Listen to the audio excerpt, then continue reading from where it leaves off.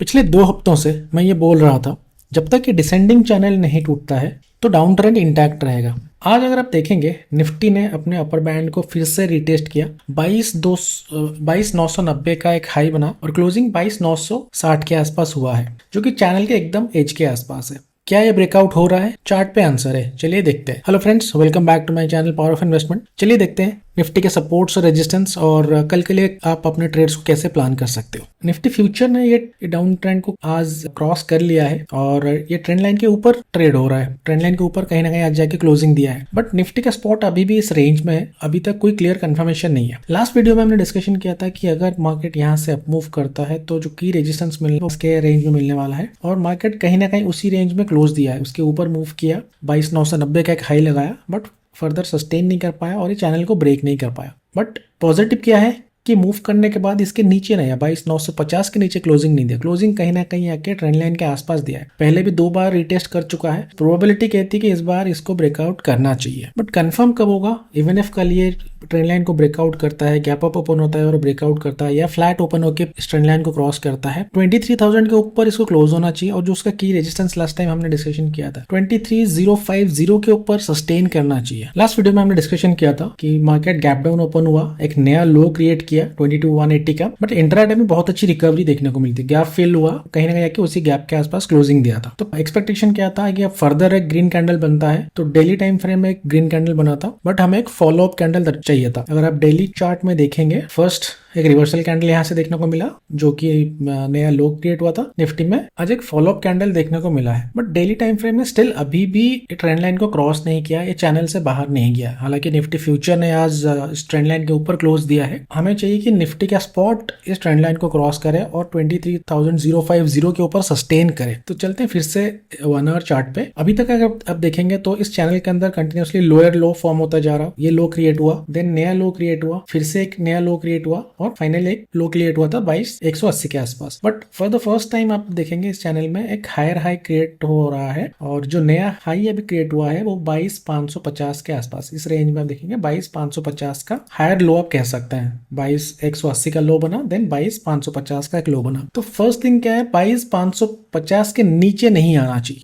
अगर 22,550 के नीचे निफ्टी सस्टेन करता है 15 minutes candle, then it's negative. Possible क्या है, मार्केट यहाँ से आए, रिटेस्ट करे, देन क्विकली यहाँ से मूव करे, वो पॉजिटिव साइन है। बट अगर 22,550 को रिटेस्ट करता है और इसके नीचे एटलीस्ट 15 मिनट का कैंडल क्लोज करता है, देन दैट्स नेगेटिव। हम फिर से इस लेवल को रिटेस्ट करने के लिए आ सकते हैं। 22,500 आपके लिए इमीडिएट सपोर्ट लेवल है। अगर 22,550 आपके नीचे निफ्टी क्लोज देता है, देन आप कह सकते हो कि फिर से एक बार ये जो लो है, जो ट्रेंड लाइन हमने ड्रॉ किया था, इस ट्रेंड लाइन को कहीं पे रिटेस्ट करने आ सकता है। और पॉसिबिलिटीज है कि एक नया लो भी क्रिएट करे 22,050 के आसपास। जो की पॉइंट है जो आपको ध्यान में रखना है कि निफ्टी अगर 23,050 के ऊपर जाता है, बट क्लोजिंग आके कहीं ना कहीं उसके नीचे दे देता है, 23,000 के नीचे क्लोज देता है, तो वो एक फेक ब्रेकआउट के रूप में आप देख सकते हो, और वो ब्रेकआउट सस्टेन नहीं करेगा। तो आपको वो चीज ध्यान से देखना चाहिए। अगर निफ्टी नीचे आता है, यहाँ से 25,959 पे क्लोज हुआ है, अगर नीचे आना स्टार्ट करता है, तो की सपोर्ट जोन्स कहाँ पे, कहाँ पे आपको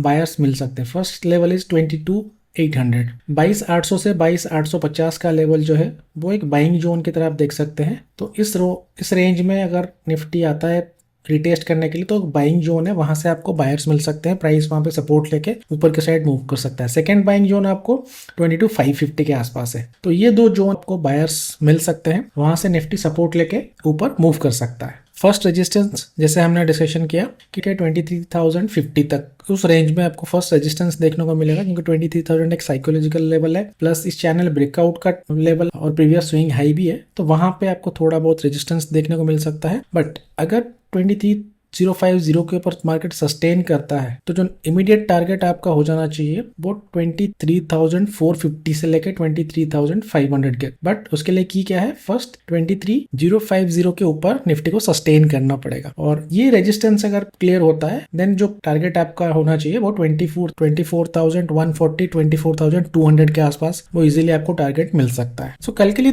3 सिनेरियोज हैं जो पॉसिबल है। फर्स्ट ब्रेकआउट, निफ्टी 23,050 के ऊपर मूव करता है और सस्टेन करता है, देन आपका टारगेट हो जाना चाहिए 23,450 का, और आपका जो ट्रेलिंग स्टॉप लॉस है वो 23,800 के आसपास आ जाना चाहिए। Second scenario, Nifty flat open होता है या गैप डाउन ओपन होता है और 22,800 से लेके 22,850 के बीच में कहीं पे रिटेस्ट करता है, देन वो एक बाइंग जोन है, आपको देखना पड़ेगा वहां से प्राइस शॉर्टर टाइम फ्रेम में कैसे रिएक्ट कर रहा है, 15 मिनट्स कैंडल कैसे क्लोज हो रहा है, वहां पे क्विक अप मूव आ रहा है कि नहीं आ रहा है। अगर क्विक अप मूव आ रहा है तो बायर्स एक्यूमुलेट हो रहा है, आप कुछ क्वांटिटी वहां पे ऐड भी कर सकते हो। थर्ड सिनेरियो, फ्लैट ओपन होता है या गैप डाउन ओपन होता है और 22,550 या 500 के नीचे क्लोज देता है, कंटिन्यू 15 मिनट्स कैंडल में ट्रेड करना स्टार्ट करता है, और एक तो वो नेगेटिव हो जाएगा, लेवल जैसे ही ब्रेक होगा तो निफ्टी एक नया लो क्रिएट कर सकता है, या तो प्रीवियस स्विंग लो को रिटेस्ट करेगा या फिर एक नया लो क्रिएट करेगा जो कि इस ट्रेंड लाइन के आसपास कहीं होगा, जो कि इजीली 22,050 से लेकर 22,000 के बीच में हो सकता है। सो एक क्विक रिकैप करते हैं। निफ्टी 22,959 पे क्लोज हुआ है, चैनल ब्रेकआउट को अटेम्प्ट किया है बट अभी तक कंफर्मेशन नहीं हुआ है। 23,050 के ऊपर क्लोज होगा तो कंफर्मेशन आएगा। इमीडिएट सपोर्ट 22,800 का, देन 22,550 का सपोर्ट रहेगा, और जो रेजिस्टेंस है